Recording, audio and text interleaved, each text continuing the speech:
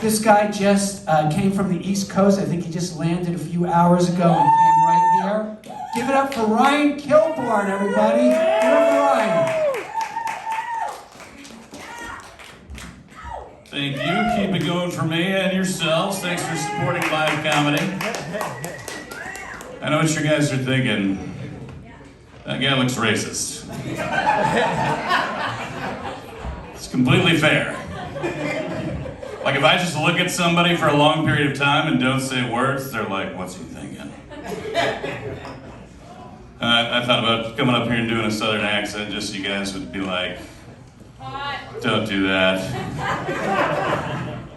Well, like, hey y'all, I just landed. I came through the air. I'm just glad to be alive.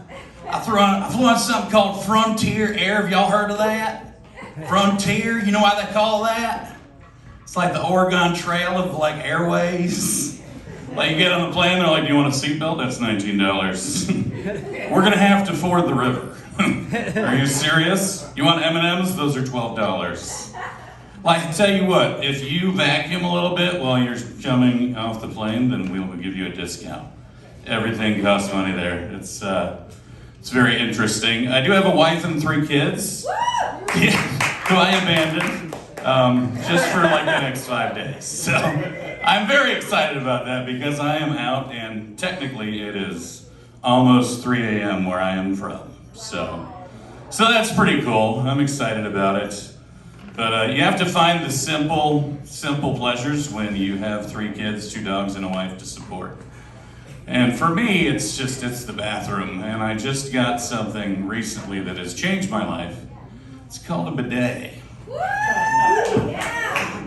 If you don't know what that is the French word for fire hose. And what you do is you aim it right at your dirt button when you're shooting mud rockets.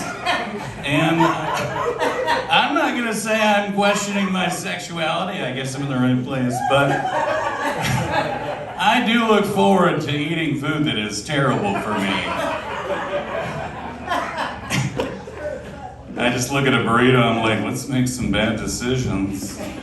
You want to get dirty so we can go and get clean together? Let's go home. In about 5 minutes, we will have you. My kids know not to come knocking. If you have kids, you know, they don't care if the door is closed, they're coming in. But if they hear whoosh, they're like, Dad's waterboarding his butthole again. I am not going in there. And I think the weirdest thing is when I was like my son walked in and I was like, oh yeah? It feels really good, you guys. I could talk about it for a really long time. But when you have kids, you do talk junk about them. I don't know if you know that, like when they're not around. But occasionally they're squirmy, they wander in. So one day my kids were out on the trampoline, they're jumping around, spraying water on themselves. We do things different, Carolyn, it's fun. And, I'm looking at my wife, I'm kind of talking shit, like, hey, you want to get busy? I'm like, you know, I don't like my kids. I like where my kids came from. And then my 3-year-old looked up at me and she's like, Daddy? I was like, no, sweetheart, no. What Daddy meant was the place that you came from was magical and moist and amazing. And when you left, it was such a traumatic experience that Daddy wasn't allowed to go back for 10 to 12 weeks. And he really liked it there, and they remodeled, they changed lots of things, and I used to know where everything was, and I went back and I was like, you move things. I used to know how to do all the things, the combinations, and do you remember Star Wars? Like the good one, you know, like not the prequels, but like A New Hope. You remember that? Yeah, Daddy, okay. So, you remember when Luke was in the trash compactor and he was like, R2! And it was like, you remember the walls were closing in? Yeah, this was like the opposite of that. It was different. And Luke was like, something touched my leg. I'm like, I don't remember that either, Luke. And now there's a Wookiee here. So that's the story of what happens when you have a baby. It's a little bit different. But that's basically my life. I avoid my family as much as possible, and I really hope this is being recorded so my wife can. That is the crappy thing about her coming to my shows, is she learns the tricks.